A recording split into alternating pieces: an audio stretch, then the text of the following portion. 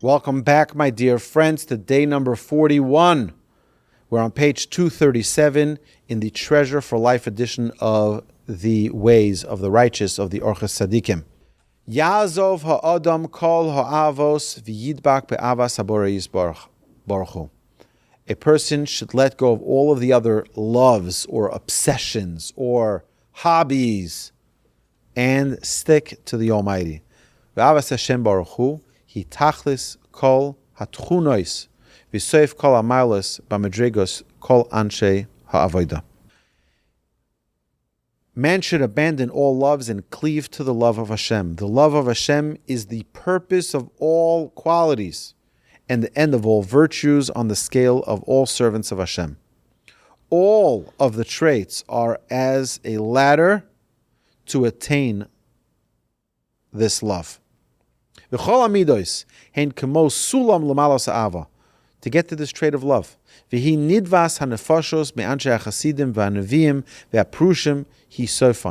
get to the bottom line of the levels of all of the great sages of yesteryear, you should just know it's the trait of love for Hashem.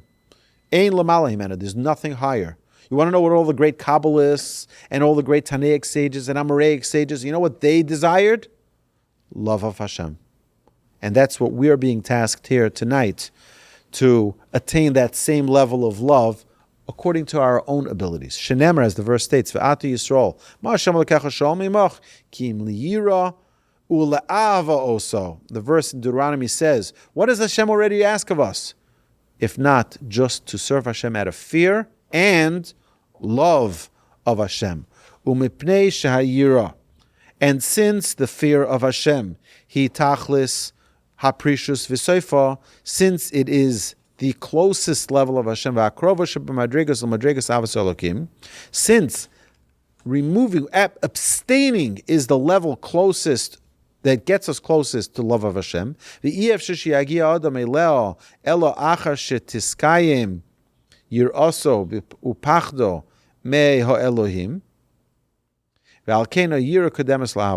said, since it is impossible for a person to get to a point of love without having fear first, what does fear mean? Fear doesn't mean trepidation. Fear means putting things into the proper perspective. God is God and I'm not. I'm just His servant. God has a perfect understanding of the world. God has a perfect creation that He has created. And therefore, when I understand my place, now I can love Hashem. First, you have to fear Hashem properly, appropriately, and then you can get to the stage of love. And what is that love? He klois hanefesh unetoisa be'atzmo el habayir yisala. It is the yearning of the soul and its natural inclination towards the exalted Creator in order to cleave to His divine light. What does that mean? We talk about this all the time. What are we trying to do in this world? What are we trying? People who preach a certain ideology. Think about this for a second. People who preach, the Christians murdered more people than any nation on earth. More Jews. Why? Why? What was bothering them? What did they want already? They have a certain idea, a certain concept of closeness with God. And if you don't want to live your life with that closeness to God, you don't deserve life. Boom, out. Islam is the same thing. The only one who says live your life and let others live their life is Jews. Because we don't believe you need to be Jewish in order to be good. You don't need to be Jewish in order to be, quote, saved. You don't need to be Jewish in order to have your place in the world to come. On the contrary, when someone comes to convert to Judaism, what do we say? We don't think it's such a good idea. Why? Because you can fulfill your perfect place in the world to come as a Gentile. Why do you need to burden yourself with 613 commandments when you have 7? The 7 Noachide laws. But what does everybody want? Everybody wants a closeness with Hashem. That's the bottom line, is that everybody's yearning, everyone's searching for that closeness to Hashem. The problem is that in our modern day, people don't even know what they want. All they know is that they're addicted to their phones, and they're addicted to their technology, and they're addicted to their TikTok and Facebook and YouTube and Twitter and their games. And they're just busy being busy and not thinking about any purpose in this world. We said, Be'atzma el habayri yisal kadesha tidbak be'oiro ha'elyon. You want to connect to the highest levels of God's light, God's divine light. Hine nefesh hazois hi mikor hadas. The soul is the source of knowledge. V'hi tahora v'zaka, and it is pure and is refined. V'haboire koishra baguf asher chishkoi rov lenasoisa im hi telech b'darkei Hashem. This is what we say all the time. God takes that lofty soul and puts it into this lowly body. He ties it into this body. It's locked in a prison. You know what that prison is? The rib cage. It's like a prison. He's stuck there. Oh, you can't get out. That's the soul. But what's God's intent? To test it. Here, I'm going to give you some challenges. I'm going to give you a challenge with your livelihood. I'm going to give you a challenge with your parents. I'm going to give you a challenge with your spouse. I'm going to give you a challenge with your business partner. I'm going to give you a challenge with your neighbor. Everybody's got challenges. Only dead people have no problems. Show me a human being who's alive on this earth that has no problems. They're dead already. Dead people have no problems. Living people have challenges. Im hitelech b'darkei Hashem. Hashem is going to test us throughout our lifetime. Are we going to go in His ways? And because we are locked in a physical body, hanivra b'ruach bahamis, because that physical body is created with an animalistic form, an animalistic desire. En koach b'neshama hanivreis me'elokim lachshav achar bora ki me'oreves hi b'tavas haguf. So there's this perfect blend of physical and spiritual, and now that spiritual body, that spiritual force within us can't just do things. It needs to get its body, it needs to coerce the body to do the good for it. Our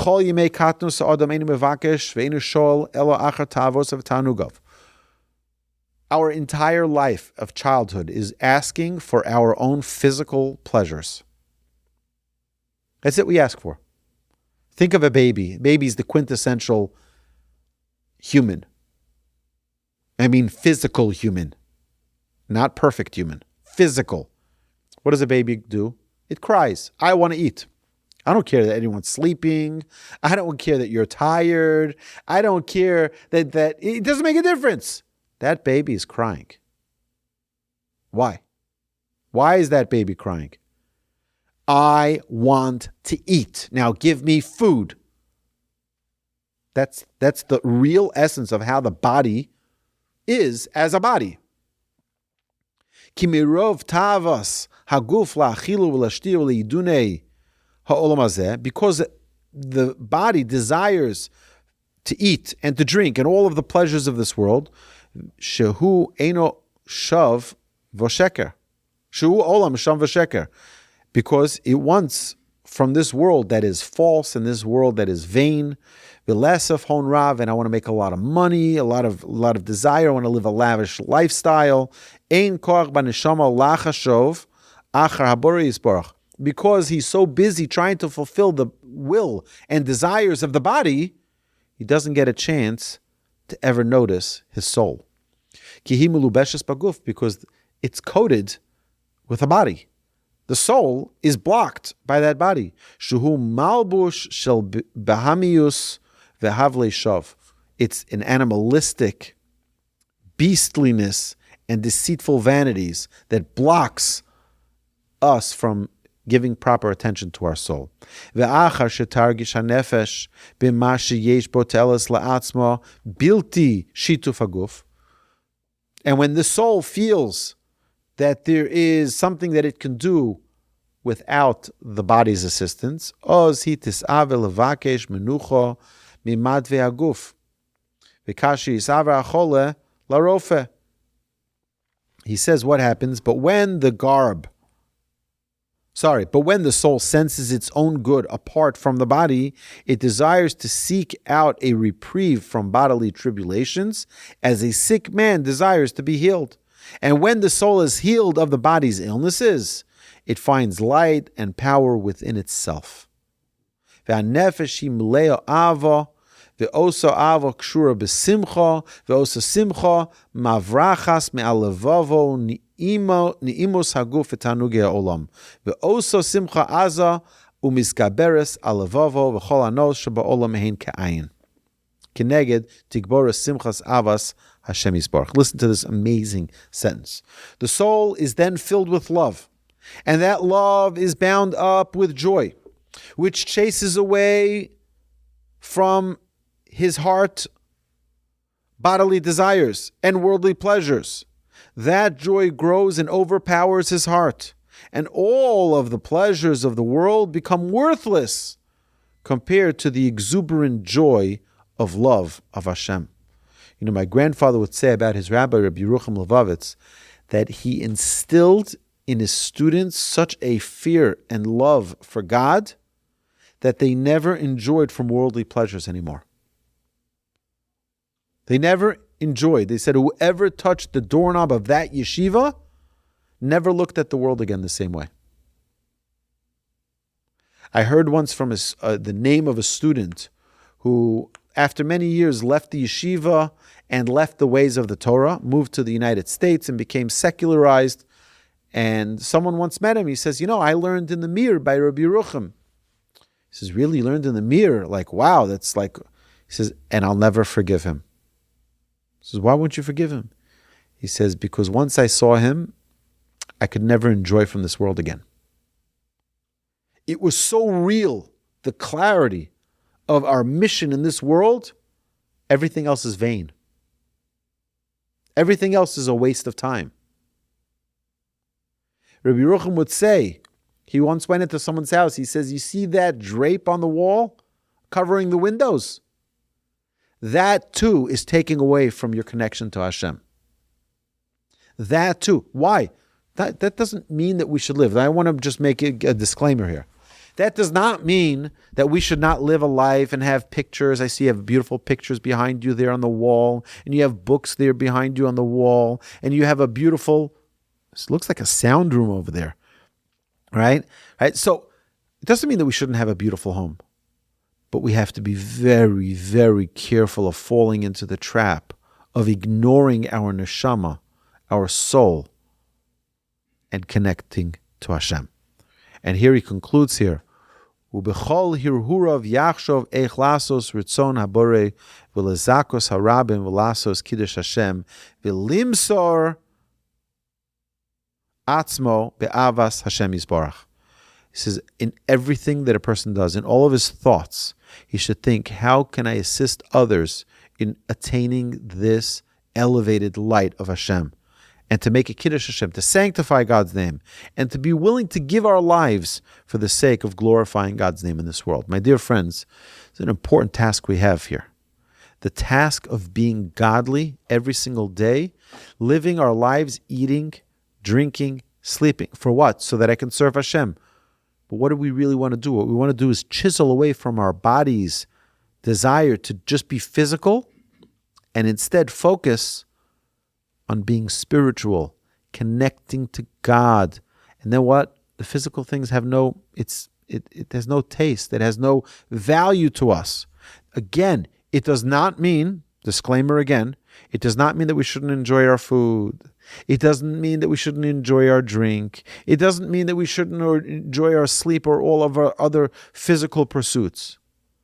But it means that when someone is so intense in his relation with Hashem, other pleasures fall to the side.